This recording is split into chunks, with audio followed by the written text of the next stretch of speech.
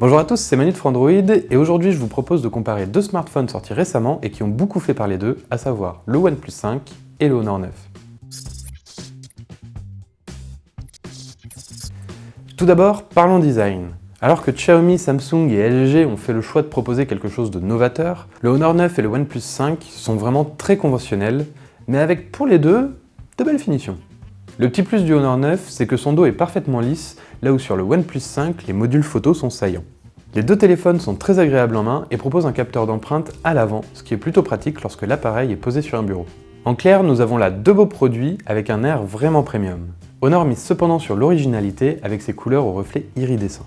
Bon, par contre la contrepartie, c'est que ce dos vitré retient vraiment les traces de doigts. Le OnePlus 5 compose avec une dalle Super AMOLED Full HD identique à celle des OnePlus 3 et 3T.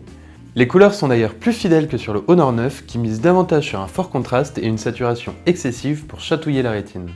Donc d'un côté on a un écran bien plus respectueux des couleurs avec le OnePlus et de l'autre des couleurs qui font leur petit effet mais assez éloignées de la réalité pour le Honor.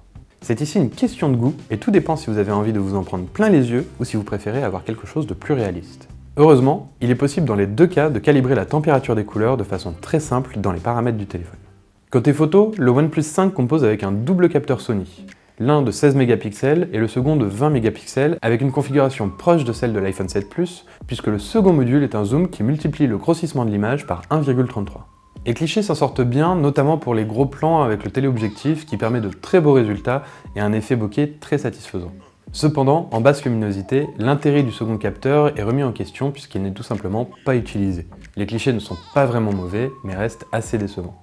De son côté, le Honor 9 utilise une double caméra également, avec un zoom x2, mais les capteurs sont moins précis que ceux de son rival, avec 12 et 20 mégapixels. Et on retrouve, comme pour la plupart des appareils photo de smartphone, une perte de qualité notable quand la lumière vient à baisser, avec une gestion de la lumière difficile et une accentuation du bruit. Pour sa partie logicielle, le Honor 9 a l'avantage de proposer un tandem intéressant avec Android Nougat 7.0 et son interface maison EmotionUI 5.1. Simple d'utilisation et plutôt intelligente dans sa conception, elle fait face à OxygenOS qui s'apparente beaucoup à l'interface présente sur les Google Pixel et reposant également sur la dernière mouture en date d'Android. Là où les deux interfaces se différencient, c'est dans la personnalisation et les petites options. Menu flottant, personnalisation de la barre d'état, placement des boutons, double tap, la gestion des widgets. C'est une affaire de goût avant tout, c'est sûr, mais les deux se valent et apportent leurs propres avantages. Pour ce qui est des caractéristiques techniques, le Honor 9 s'équipe d'un Kirin 960 avec 4 Go de RAM. La puce fabriquée par Huawei offre de bonnes performances, notamment en ce qui concerne l'affichage des graphismes gourmands. Il propose en outre entre 64 et 128 Go de stockage, et malgré quelques petits bugs et sa tendance à surchauffer, l'expérience utilisateur et ses résultats dans les benchmarks sont tout à fait honorables. Cependant, le Honor 9 reste moins impressionnant que le OnePlus 5. Avec la dernière puce de Qualcomm, le Snapdragon 835, et de 6 à 8 Go de mémoire vive, ce dernier atteint des records de puissance et une fluidité extrême à l'usage. Donc si vous êtes du genre à utiliser de nombreuses applis en même temps et que vous consommez pas mal de jeux gourmands, votre choix devrait se porter plus naturellement sur le OnePlus 5. Et justement, ce Snapdragon 835, entre autres, permet au OnePlus 5 de bénéficier d'une meilleure autonomie que le Honor 9. Lors de notre test SmartVisor simulant une utilisation quotidienne, il a en effet tenu 5 heures de plus. Le OnePlus 5 est vendu à 499 € avec 6 Go de mémoire vive et 64 Go d'espace de stockage, ou 559 € pour sa version avec 8 et 128 Go.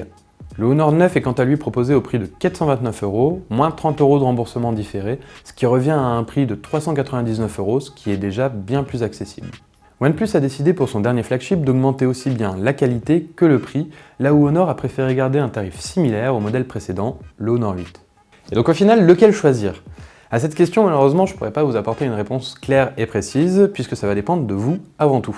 D'un côté, on a un smartphone qui va titiller les plus gros flagships du moment, et de l'autre, un smartphone avec un tarif plus doux, mais des qualités légèrement moindres. Et voilà, c'est terminé pour ce comparatif entre le OnePlus 5 et le Honor 9. Maintenant, c'est à vous de faire votre choix, et moi je vous dis à bientôt pour une prochaine vidéo.